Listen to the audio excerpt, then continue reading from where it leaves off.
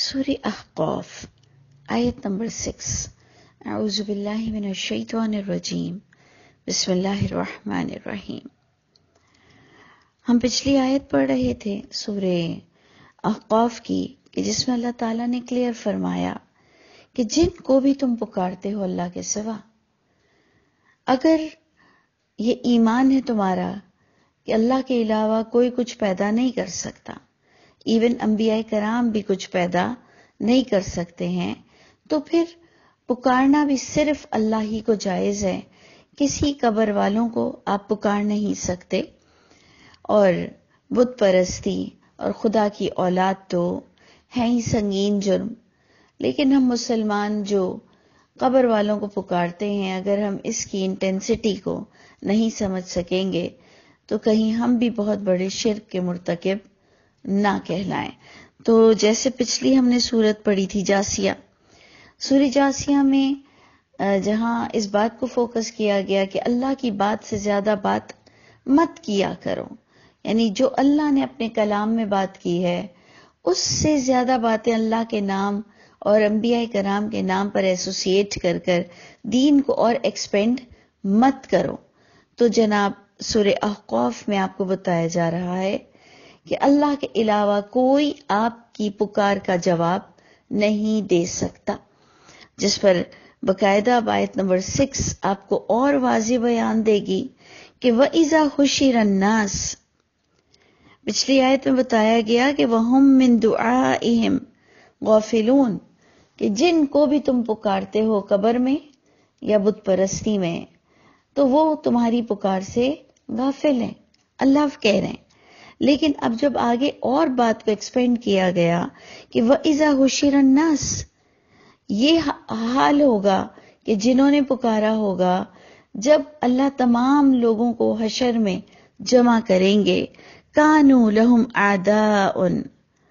یہ جن کو تم نے پکارا تھا نیک ہستی سمجھ کر، یہ نیک ہستی تمہارے دشمن ہوں گے، یعنی یہ تمہاری اس ایکٹ، تمہاری اس حرکت کا انکار کریں گے، اس لحاظ سے یہ تمہارے دشمن ہوں گے، کہیں گے اے اللہ ہم ان کے کوئی دوست نہیں، یہ ہماری رہنمائی سے غفلت برتتے تھے۔ دیکھیں اللہ کہہ رہے جن کو تم پکارتے ہو وہ تمہاری پکار سے بھی غافل ہیں، یہاں تک کہ جب اللہ جمع کریں گے تو یہ خود ان پکارنے والوں کے دشمن ہوں گے۔ وَكَانُوا بِعِبَادَتِهِمْ كَافِرِينَ، اور یہ ہوں گے کہ ان کی عبادت سے کفر کرنے والے، یعنی اللہ نے پکار کو عبادت کا درجہ دے دیا۔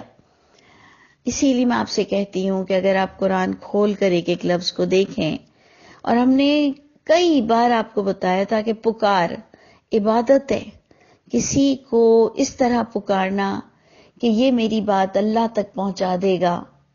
میں تو گناہ گار ہوں، میں تو اس کو اس لیے پکار رہا ہوں کہ یہ اللہ تو نہیں ہے لیکن یہ اللہ تک میری رسائی کرا دے گا،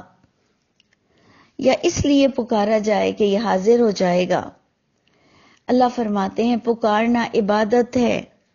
پکارنا عبادت ہے۔ سوچئے، یہ آج اس آیت نے آپ کو پورا ڈیفائن کر دیا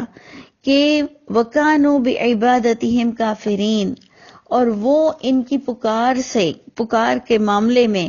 کفر کا رویہ اختیار کریں گے، منکر ہوں گے، اللہ ہم نے نہیں سکھایا تھا یہ نئی حرکت، اللہ یہ جو یہ عبادت کر رہے تھے ہمیں پکار رہے تھے، اللہ ہم نے انہیں نہیں سکھایا تھا۔ اور آگے وہی بات کو اور اللہ تعالی ہمیں سمجھا رہے ہیں، آیت نمبر 7، وَإِذَا تُتْلَى عَلَيْهِمْ آيَاتُنَا بَيِّنَاتٍ، اور جب تلاوت ہوتی تھی ان پر یہ واضح آیتوں کی کہ دیکھو اللہ کے سوا کوئی پکار کا جواب نہیں دیتا، جب انہیں دنیا میں تلاوت کے ذریعے سے اللہ کی کتاب کے ذریعے سے یہ واضح احکام بتائے جاتے تھے تو قولا کہتے تھے الذین کفروا، کفر کرنے والے جو پکارتے تھے۔ اب دیکھ لیجئے کہ اللہ کافر کس کو کہہ رہے ہیں، صرف بت پرست کو کہہ رہے ہیں، صرف اللہ کی اولاد بنانے والوں کو کہہ رہے ہیں، یا جو بھی غیر اللہ کو مدد کے لیے پکارتا ہے، اور جو اللہ کہہ رہے ہیں ایسوں کو پکارتا ہے جو ان کی پکار سے بھی غافل ہیں، تو یقیناً جو ہم مسلمانوں میں ہم یہ چیز کو رائج دیکھتے ہیں تو ہمارا دل جلتا ہے، اور یہ ہمارا حق بنتا ہے کہ ہم ان لوگوں کو یہ بات سمجھانے کی کوشش کریں، اور اللہ ہمیں بھی ہر طرح سے شرک کی پہچان نصیب فرما دے۔ تو جب ان پر واضح بیان اللہ کی آیتوں کا آتا تھا کہ دیکھو اس طرح غیر اللہ کو مت پکارا کرو، تو یہ کفر کرنے والے حق کی بات سن کر، یعنی اللہ کی آیتوں کو حق کہا جا رہا ہے، تلاوت جو ہوتی ہے کتاب اس کو حق کہا جا رہا ہے، تو یہ حق کے لیے کہتے تھے جب ان کے پاس حق آ چکا تھا۔ ھذا سحر مبین، ان کا سٹیٹمنٹ کیا ہوتا تھا کہ یہ ایک سحر ہے جو کہ کھلم کھلا جادو ہے، کہ یہ ہمارے باپ داداؤں کی تقلید کا اور اپنے فرقوں کا انکار کر رہے ہیں اللہ کی کتاب پڑھ کر۔ اس لیے کہا جاتا ہے کہ جس دن تمہیں قرآن سمجھ آ جائے گا تو نہ تمہارا کوئی مسلک رہے گا اور نہ ہی تمہارا کوئی فرقہ ہوگا اسلام کے علاوہ، سوائے یہ کہ تم اپنے آپ کو مسلم کہو، تم اپنے آپ کو مسلمان کہو، تمہارا کوئی فرقہ اور کوئی مسلک نہیں رہے گا جس دن انشاءاللہ ہم سب کو قرآن سمجھ آ جائے گا۔ تو آپ نے دیکھا کہ یہ لوگ اتنا فرسٹریٹ ہوتے تھے جب محمد صلی اللہ علیہ وسلم ان پر وہ کتاب بیان کر رہے تھے اور کہہ رہے تھے میں تمہیں وہ باتیں بیان کر رہا ہوں جو تمہاری ہی کتاب کو تصدیق کرتی ہے، تو یہ بہت ناراض ہو جاتے تھے، اور پھر دوسرا الزام لگاتے تھے کہ ام یقولون افتراہ، کیا یہ الزام لگا کر یہ بھی کہتے تھے کہ افتراہ، کہ یہ نبی اس کتاب کو گھڑ رکھا ہے اس نے، یعنی یہ عند اللہ نہیں ہے، یہ من اللہ نہیں ہے، یہ اللہ کی طرف سے نہیں ہے، یہ نبی نے اس کتاب کو خود گھڑ لیا ہے۔ یعنی یہ دو الزام بتائے گئے کہ جب یہ واضح بیان دیتے تھے اور دیکھتے تھے کہ جنریشن بدل رہی ہے، پچھلی کتاب کو تصدیق کر کے توحید پر آ رہی ہے اور غیر اللہ کو وہ پکارنے سے اب اجتناب کر رہی ہے، تو یہ ایک تو کہتے تھے کہ سحر مبین، کہ یہ کھلم کھلا جادو ہے، اور ساحر بھی کہا گیا، استغفر اللہ، نبی کو ساحر بھی کہا گیا۔ اب ہم نے دوسری بات پڑھی، انہوں نے کہا کہ یہ نبی نے اس کتاب کو گھڑ لیا ہے۔ اس پر اب دیکھیے کہ محمد صلی اللہ علیہ وسلم کو کیا جواب دینے کا حکم آیا۔ اس سے پتہ چلتا ہے ہمیں بھی کیا جواب دینا چاہیے جب کوئی ہماری بات کی تصدیق بھی نہ کرے قرآن سے۔ ہم وہ بات کریں جو تواتر اجماع کو توڑ رہی ہو، ہم وہ باتیں کریں جو ہمارے بڑوں کی باتوں سے ٹکرا رہی ہو، اور یہ بات بہت گراں گزرتی ہے لوگوں پر، تو وہ پریشان ہو کر کہتے ہیں ارے یہ جھوٹا انسان ہے، یہ بکتا ہے۔ تو اللہ اپنے نبی کو سمجھا رہے ہیں کہ جب کوئی تمہیں جھوٹا کہے، جب کوئی تمہیں کہے کہ تصدیق بھی نہ کرے پچھلی کتاب سے، تو ان کو کیا جواب دو۔ اللہ کہہ رہے ہیں ان افتریتہ، اے نبی آپ ان کو کہہ دیجئے کہ اگر میں نے گھڑا ہوگا اس قرآن کو، یعنی تم تصدیق بھی نہیں کر رہے ہو، تم اپنی پچھلی کتاب بھی نہیں کھول رہے ہو، تم ایک ٹیبل پر بھی نہیں آ رہے ہو، ہندوستان پاکستان والا حال ہو گیا ہے کہ نہ ڈسکشن کرتے ہو، نہ ایک ٹیبل پر آتے ہو، بس الزام تراشی تمہارا طریقہ کار ہو گیا ہے۔ تو یہاں تو پھر دنیاوی معاملہ ہے کہ جناب کچھ الگ ہے ہندوستان اور پاکستان والا معاملہ، لیکن یہ تو دین کا معاملہ تھا کہ وہ کتاب نہیں کھول رہے تھے کہ اپنی کتاب سے نبی کی بات کو تصدیق کر لیں۔ تو یہ کہا گیا کہ اچھا اگر میں نے اسے گھڑ لیا ہے، یعنی یہ اتنا بڑا گناہ ہے اللہ پر جھوٹ بولنا، تو اگر میں نے یہ حرکت کی ہے فَلَا تَمْلِكُونَ لِي مِنَ اللَّهِ شَيْئًا، پس تم میں سے کوئی بھی اختیار نہیں رکھے گا میرے لیے کہ اللہ سے مجھے اس کے عذاب سے بچا سکے۔ سوچئے کہ جب آپ کو کوئی ریجیکٹ کر دے کہ بھئی آپ کی باتیں ہمیں سمجھ نہیں آتی، آپ جھوٹے ہو، آپ غلط ہو، تو پھر آپ کو کیا کرنا چاہیے کہ کہ آپ کو کہنا چاہیے ٹھیک ہے میرا معاملہ میری طرف، تم اپنے معاملے کے ساتھ ہو، اعملوا علی مکانتکم انی عامل، جاؤ تم تمہارے عمل کرو، میں میرے عمل کرتا ہوں، کیونکہ وہ دن آئے گا کہ شوہر بھی بیوی کو ایٹ لاسٹ دفنا کر ہی آئے گا، کیونکہ جب تک میت گھر پر ہوتی ہے نا سب پریشان ہوتے ہیں، سب کے چہروں پر ہوائیاں اڑ رہی ہوتی ہیں، یہ ہماری اوقات ہے، کبھی کوئی ہمارا انتظار کرتا ہے، کبھی کوئی ہمارے بغیر رہ نہیں سکتا، لیکن جس دن ہم میت ہوں گے اس دن اتنی جلدی ہوگی کہ بس اسے دفنا دیا جائے، اس کے بعد سب کو سکون ملے گا۔ تو کیوں نہ ہم اپنے رب کی کتاب کو بلندی دیں اپنی ذات سے، کیوں نہ ہم حق بات بول کر جائیں۔ تو اللہ تعالی ہم سب کو یہ توفیق عطا فرمائے کہ جو آپ نے پچھلی سورہ جاسیہ میں پڑھا کہ فَبِأَيِّ حَدِيثٍ مِّن بَعْدِ اللَّهِ وَآيَاتِهِ يُؤْمِنُونَ، کون سی حدیث کی ضرورت باقی رہ گئی تھی کہ تمہارا ایمان کمپلیٹ ہوتا، ان آیتوں کے بعد کون سی بات کی کمی باقی رہ گئی تھی؟ بالکل یہی انداز اب سورہ احقاف میں آپ کو دیا جا رہا ہے کہ اگر میں نے اللہ پر کوئی بات گھڑی ہوگی تو اے لوگوں تم بھی مجھے اللہ کے عذاب سے نہیں بچا سکو گے۔ اس سے بات یہ طے ہوئی کہ اللہ پر جھوٹ بولنا کتنا بڑا گناہ ہے۔ انبیاء کرام اپنی کوئی روایتیں، کوئی کتاب یہاں خود کی لکھی ہوئی چھوڑ کر نہیں گئے ہیں،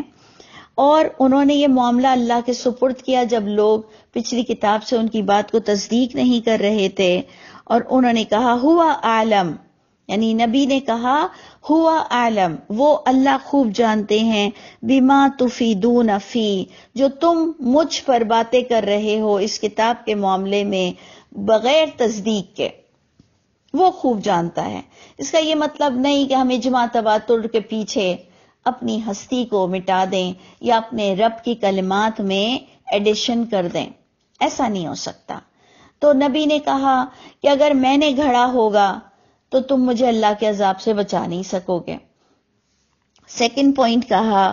وہ اللہ خوب جانتے ہیں جو تم گھڑ رہے ہو اس کتاب کے بارے میں یا میرے بارے میں، کفا بہ شہیدم بینی و بینکم، یعنی محمد صلی اللہ علیہ وسلم اپنے موقف سے نہیں ہٹے اور انہوں نے کہا کافی ہے اس بات کے ساتھ،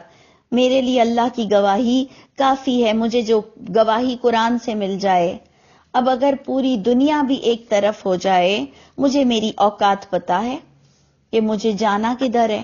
میرا حساب کتاب کون لے گا، میرا فیصلہ کون کرے گا، تو کافی ہے اس بات کے ساتھ اللہ کی گواہی میرے بھی درمیان اور تمہارے بھی درمیان، وَهُوَ الْغَفُورُ الرَّحِيمُ، جن کو تم پکارتے ہو اللہ کے سوا۔ اور لازماً اس زمانے میں عیسیٰ علیہ السلام، موسیٰ علیہ السلام اور ابراہیم علیہ السلام کو پکارا جا رہا تھا، جیسے آج ہم مدینہ جا کر محمد صلی اللہ علیہ وسلم کو پکارنے والا یہ عمل کر رہے ہیں جس کی سخت ممانعت ہے۔ سوچئے، صرف سوچئے گا، اور پھر آپ کو اگر لگتا ہے تو وہی فیصلہ آپ کیجئے، کیونکہ سب کو جانا تو اللہ کے پاس ہے، فیصلہ تو اس رب کی ذات نے کرنا ہے۔ تو اللہ فرماتے ہیں، اللہ کے نبی نے یہ جواب دیا کہ بخشنے والا اور رحم فرمانے والا تو وہ اللہ کی ذات ہے، کیسے ہم غیر اللہ کو پکاریں؟ اور پھر اس کے ساتھ دوبارہ بہت بڑی بات نبی نے اپنے منہ سے کیا کہی، انبلیویبل۔ اگر میں نے یہ قرآن میں نہ پڑھا ہوتا تو بخدا میں مان ہی نہ سکتی کہ نبی کا یہ سٹیٹمنٹ بھی ہو سکتا ہے۔ قل، اللہ تعالیٰ اپنے نبی سے کہتے ہیں یہ بات بھی لوگوں کو علل اعلان بتا دو، ما کنت بدعا من الرسل، میں کوئی نیا رسولوں میں سے کوئی نیا رسول نہیں ہوں، میں کوئی انوکھی باتیں نہیں کر رہا ہوں، میں کوئی نیا دین نہیں لے کر آیا ہوں، نمبر 1۔ نمبر 2، وما ادری، میں تو یہ بھی نہیں جانتا ہوں، ما یفعل بی، کہ کیا ہوگا میرے ساتھ۔ پوائنٹ ٹو بی نوٹڈ، میں جو کہہ رہی ہوں کہ اگر میں قرآن میں نہ پڑھتی تو میں یہ لفظ کہہ نہ سکتی کہ نبی نے کہا وما ادری ما یفعل بی، میں یہ تک نہیں جانتا کہ میرے ساتھ کیا ہوگا، ولا بکم، اور تمہارے ساتھ کیا ہوگا۔ پھر آپ سوچئے کہ آپ کیسے نبی کی قبر پر جا کر اور ان کو پکارتے ہیں، سوچئے۔ وَهُمْ عَنْ دُعَائِهِمْ غَافِلُونَ، وہ تو پکار سے بھی غافل ہیں۔ جب ایک عام شہید، میرا اور آپ کا عقیدہ یہ ہے قرآن سے کہ ایک عام شہید عند اللہ یرزقون ہے، اللہ کے پاس رزق پا رہا ہے، تو میرا نبی تو عند اللہ بہت بڑی عزت میں ہوں گے۔ یہ میرا کانسیپٹ ہے، میرا ایمان ہے جو میں علل اعلان آپ کو بتا رہی ہوں کہ ایک عام شہید عند اللہ ہے، اللہ کے پاس ہے، رزق پا رہا ہے، گفٹ لے رہا ہے، فریحین بما آتاہم، بہت خوشیاں منا رہا ہے جو اللہ اسے عطا کر رہے ہیں، تو میرا نبی کہاں ہے؟ میرا نبی اللہ کے پاس ہے اور بہت ہی اعلیٰ مقام میں ہے۔ سوچئے، آپ ضرور سوچئے گا یہ بات۔ اللہ تعالیٰ مجھ کو اور آپ کو اس حال میں اللہ سے ملاقات کرائے